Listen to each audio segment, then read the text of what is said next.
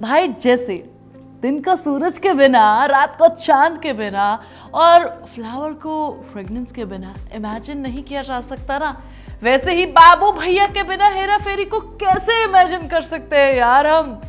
उसमें भी अगर बाबू भैया का मोटा चश्मा परेश रावल ने ना लगाया हो तो भैया हमारे लिए इससे बुरी बात क्या हो सकती है यार।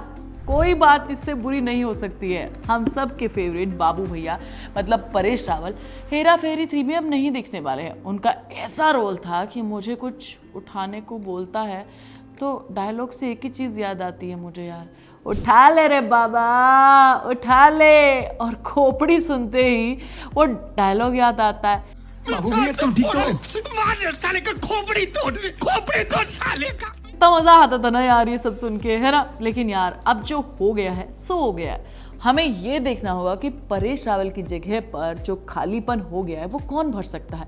कौन है बॉलीवुड के वो 3 दमदार एक्टर जो शायद हमारी इस कमी को खलने ना दे बाबू भैया की। इसीलिए मैं आपके सामने से 3 स्टार्स के नाम लेकर आई हूँ जिनको तुम्हें कमेंट करके बताना है कि तुम्हारे हिसाब से अगले बाबू भैया कौन होंगे। तो जोरदार तालियों के साथ वीडियो को देखते रहना पूरा, बीच में छोड़ के मत चले जाना, ठीक है। सबसे पहला नाम है सौरभ शुक्ला का। उनके अंदर एक्टिंग की कॉमेडी का ऐसा कीड़ा है, जज बन के भी हमको हंसा देता है और फिर वही जज ऐसी डांट लगाता है कि बोलती बंद भी हो जाती है। मैंने इनका नाम इसलिए रखा क्योंकि इन्होंने भी परेश रावल की तरह अलग अलग टाइप के कैरेक्टर्स किए हैं जो आज भी उनकी नज़र में जिंदा हैं और हमारी नज़रों में भी। फिर चाहे वो चौली LLB के जज हों या फिर रेड के मंत्री, कॉमिक टाइमिंग से लेकर सीरियस रोल तक सब कुछ कमाल का है।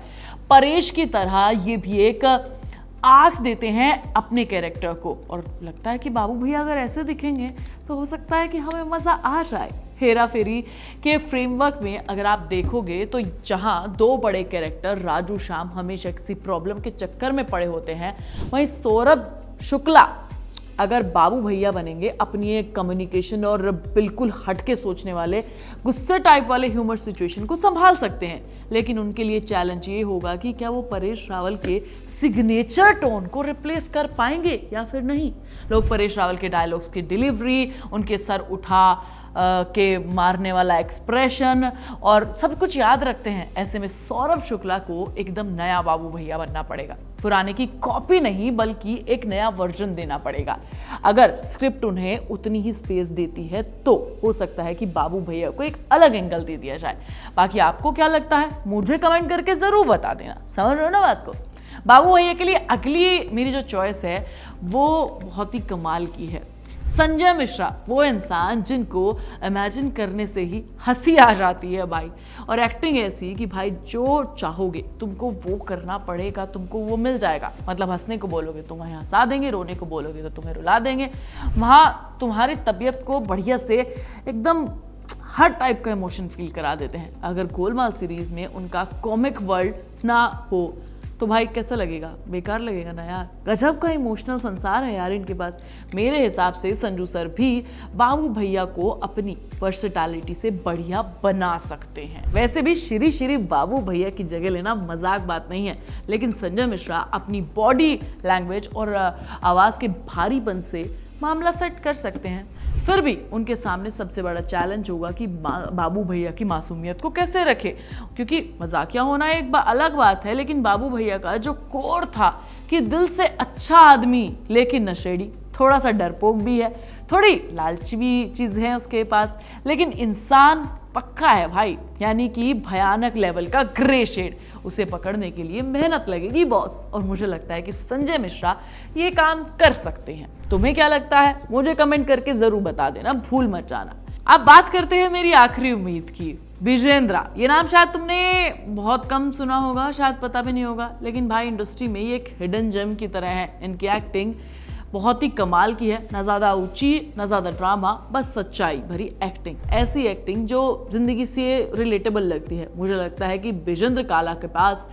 वो आर्ट है जिससे वो अपने एक छोटे से रोल को यादगार बना सकते हैं। पीके में उनका एक छोटा सा सीन है या आंखों देखी का हिस्सा है, उन्होंने हमेशा एक आम आदमी की सिंप्लिसिटी और हेल्पलेसनेस को बहुत बढ़िया तरीके से पेश करके हमें दिखाया गया।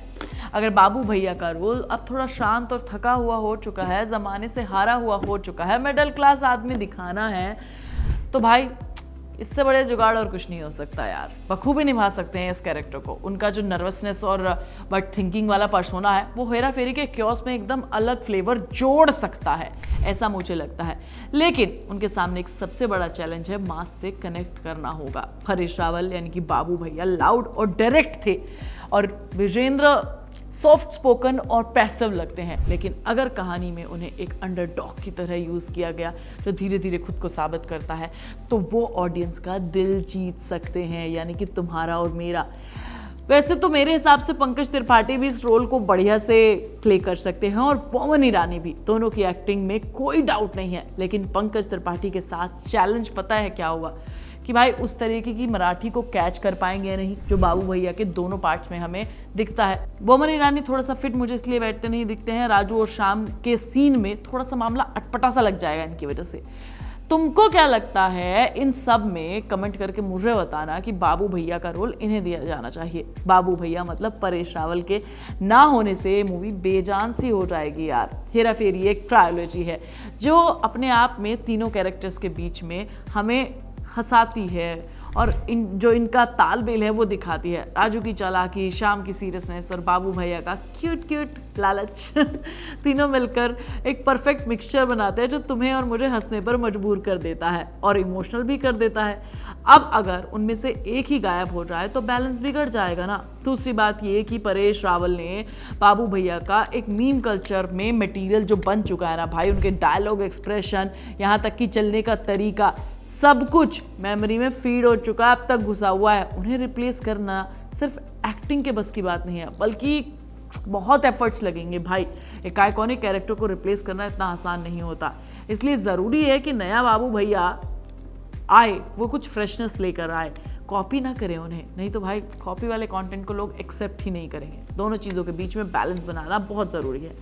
अब भाई सब तरह का एनालिसिस और एक्टिंग एक तरफ और बाबू भैया का इमोशनल एक तरफ, कोई भी इधर से उधर हो रहा है, परेश रावल की जगह पर जो किसी को काम करना है उसके लिए बहुत बड़ा टास्क होगा। ये किसी के लिए भी ये बहुत बड़ा चैलेंज है। इसीलिए सबसे पहले तो हेरा फेरी 3 के मेकर्स को चाहिए कि कन्विंस करें, उन्हें लेकर आए वापस, नहीं तो ये ऑपरेशन शुरू होने से पहले ही खत्म हो जाएगा। हेरा फेरी 3 बर्बाद हो जाएगी। जो लेगेसी मेंटेन करके रखी है ना कि भैया हेरा फेरी के सारे पार्ट्स अच्छे हैं, वो बस उस पर दाग ना लग जाए, मैं ये सोच रही हूँ। तुम मुझे कमेंट करके जरूर बता देना तुम हेरा फेरी 3 के कैरेक्टर में किसे देखना चाहते हो। मैं तुम्हें नेक्स्ट वीडियो में मिलूंगी, तब तक तुम चैनल को सब्सक्राइब करना, वीडियो को लाइक और शेयर करना, बेल आइकन दबाना बिल्कुल मत भूल जाना।